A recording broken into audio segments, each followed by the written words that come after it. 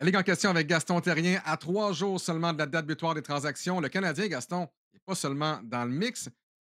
Le Canadien se bat pour une place en série. Ils ont gagné leurs 5 derniers matchs pour se hisser à un seul point, imagine, des séries. 65 points en 61 matchs. Et ça, clairement, ça complique drôlement les choses pour Kent Hughes. Oui, ça complique pour la direction. Jeff Gorton aussi va donner son opinion Ouais. là-dedans. Qu'est-ce que Ken Hughes va faire? Est-ce qu'il va aider son équipe pour participer dans les séries, peut-être faire un bout de chemin? Est-ce que ça va être une transaction hockey, c'est-à-dire qu'on va essayer de régler un problème comme le joueur de deuxième centre? On sait que Kirby Dack est blessé pour la saison, mais on avait un point d'interrogation, donc une transaction hockey qui va être bonne pour le présent et pour le futur. Tout ça appartient à Ken Hughes, mais il sait une chose, les joueurs veulent gagner, Martin Saint-Louis veut gagner, donc que va-t-il faire pour les aider ou du moins les encourager à continuer dans l'élan qu'ils sont, c'est-à-dire qu'ils ont eu, c'est-à-dire 5 victoires consécutives. Euh, Gaston, hier après le match, Brandon Gallagher a dit personne ne veut vendre, tout le monde veut batailler. Nick Suzuki a dit on veut faire les séries éliminatoires. Puis souviens-toi, au tournoi Le Golf des Canadiens, le mot on va être dans le mix. Je pense que le mot mix, là, j'en fais une indigestion. On en a parlé toute la saison. Et là, imagine le message que tu donnes à tes joueurs. Tu as dit depuis le tournoi de golf que tu vas être dans le mix. Là, tu es dans le mix, tu es dans la course aux séries. Et là, tu vas commencer peut-être à vendre des joueurs. Quel genre de message, justement, ça envoie à tes joueurs, ça? C'est certain que du côté de Kent Hughes et Jeff Gorton, c'est pas facile de prendre une décision. Sauf que le mix, ça ne voulait pas dire que ça garantissait qu'on soit dans les séries ou ça garantissait qu'on était pour transiger pour être dans les séries. La question qu'il faut se poser du côté des joueurs, moi je pense que les joueurs, c'est normal qu'ils veulent être dans les séries. Tout joueur de hockey veut participer aux séries. Maintenant, de dire on ne veut pas bouger, on a un bon groupe de joueurs, moi je pense que la décision de Kent Hughes de gérer le fait que qu'est-ce qu'on fait avec Evans, Armia, Dvorak, Matheson qu'on parlait, Savard, ce sont des bons vétérans. Mais avec cette équipe-là, si on ne bouge pas, est-ce qu'on peut participer aux séries cette saison? Puis est-ce que l'an prochain, on essaie d'avoir une transaction, cette fameuse transaction hockey-là, pour améliorer vraiment peut-être du côté de l'offensive et un joueur du côté, un défenseur du côté de la défensive? Mais ça ne sera rien de facile. Il n'y a personne qui a annoncé maintenant, moi, c'est certain que l'an prochain, comme joueur autonome, je m'en vais jouer à Montréal. Il n'y a personne qui fait ça. Il va y avoir des surenchères. Donc, oui, c'est compliqué pour Kent Hughes, mais il faut absolument que les joueurs comprennent une chose. Lui, il va tout faire pour le bien de l'équipe aujourd'hui et pour les prochaines années aussi. Exactement, parce que, écoute, Gaston, tu as joué dans la Ligue nationale de hockey, tu as vécu les dates butoirs des transactions. Oui. Je me mets dans la peau de Kent Hughes. C'est difficile parce que les joueurs veulent pas que tu vendes. Mais si tu vends pas et que tu n'accèdes pas aux séries éliminatoires, là, tu viens de faire mal à ton équipe à moyen et à long terme aussi. J'ai hâte de voir la décision qu'il va prendre. C'est dans 3 jours et le Canadien de Montréal se dirige dans l'Ouest. 4 parties dans l'Ouest et on sait que c'est pas facile ces voyages-là. Les équipes jouent bien, les équipes ont des forces de frappe incroyables.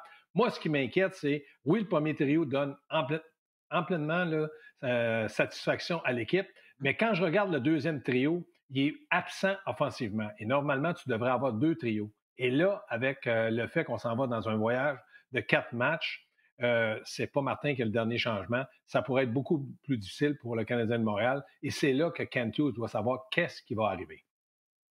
Tu sais, Gaston, on parle aussi de l'aspect humain de la chose. J'ai hâte de voir notamment le cas de Christian Dvorak. Très bon ami de Cole Caulfield. Il est Oui. présent dans la petite célébration en fin de match lorsque les Canadiens gagnent avec Suzuki, Slavkowski, Caulfield et Dak quand il n'est pas blessé.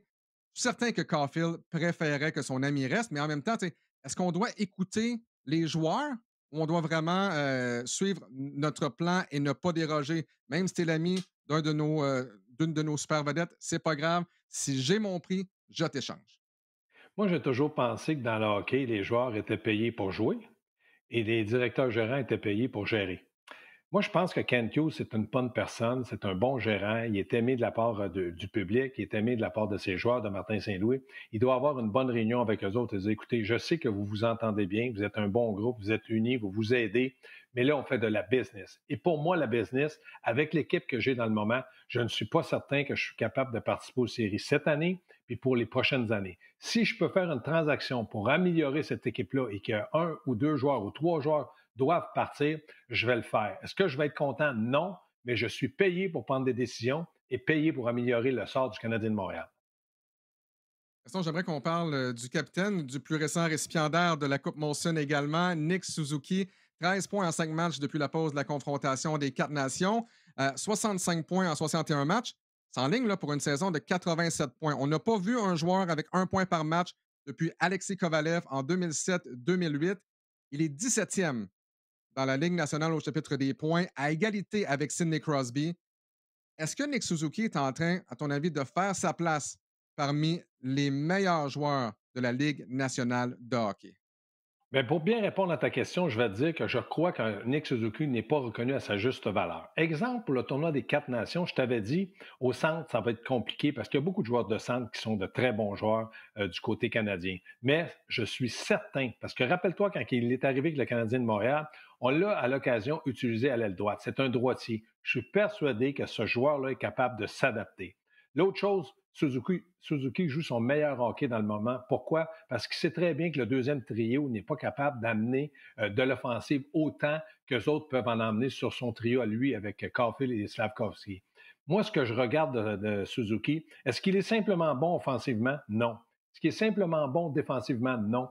Est-ce qu'il joue bien sur les 200 pieds de la patinoire? Oui, il joue très bien. Il sait très bien que Caulfield n'aime pas jouer défensif. Puis Slavkovski est souvent dans les coins de patinoire, tombe à terre. Donc, c'est lui qui est en repli défensif pour aider dans sa zone. Donc, moi, je regarde le Suzuki dans l'ensemble et je me dis, il devient de plus en plus un joueur complet. Et moi, j'ai posé la question hier, j'étais à l'Antchamp et j'ai posé la question. Hein? Vous auriez Nathan McKinnon puis Suzuki comme deuxième centre.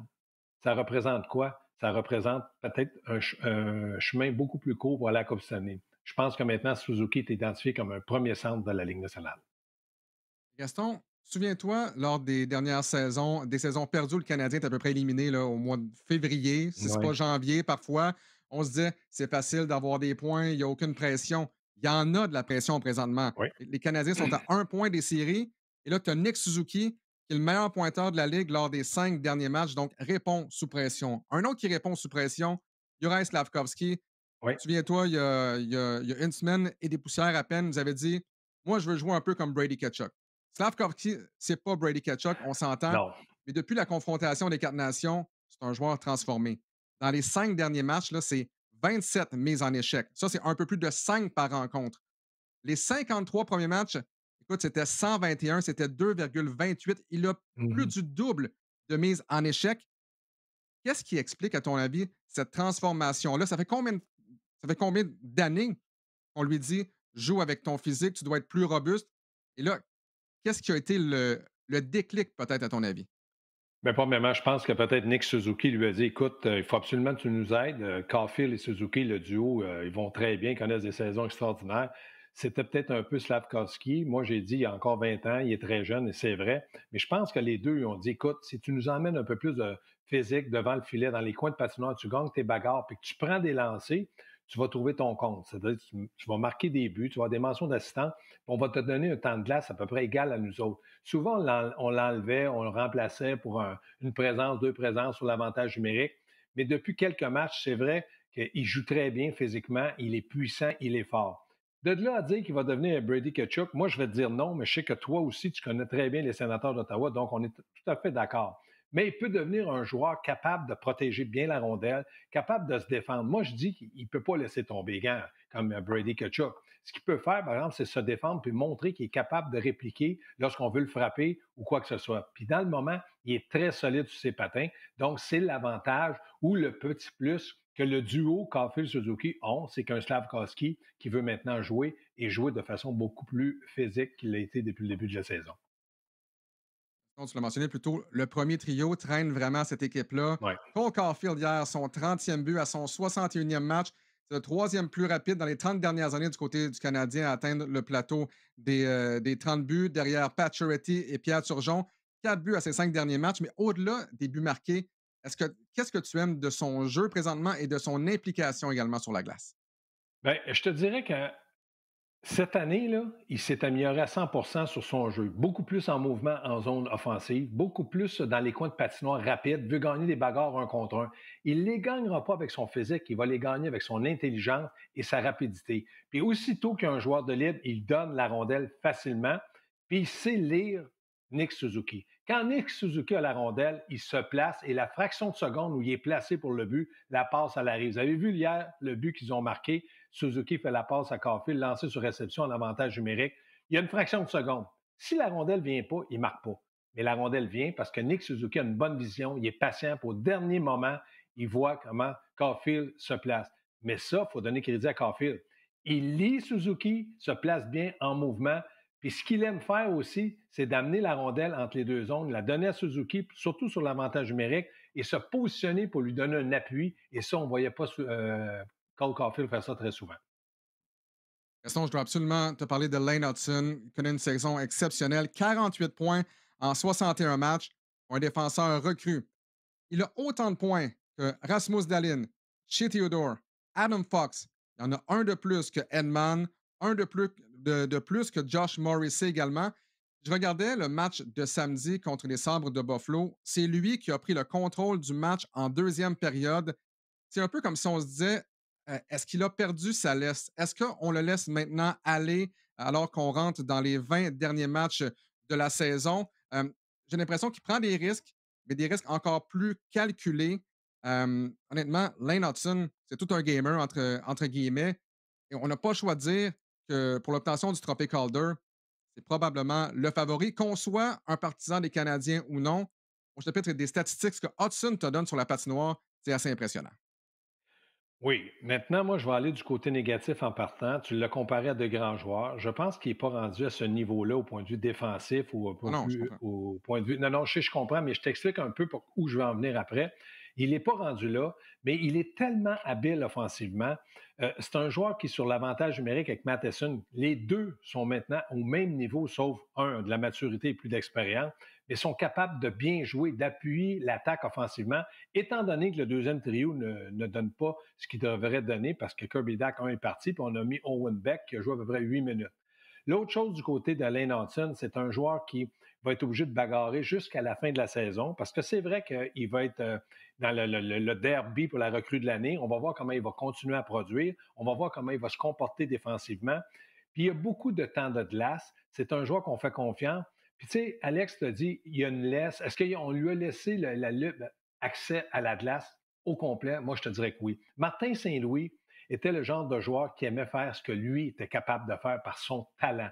Puis Martin sait très bien que Lane Hudson a un énorme talent. Est-ce qu'il lui donne des conseils? Oui. Est-ce qu'il lui dit de temps en temps, fais attention, on a une avance d'un but, il reste 2 minutes, prends pas trop de risques? Oui.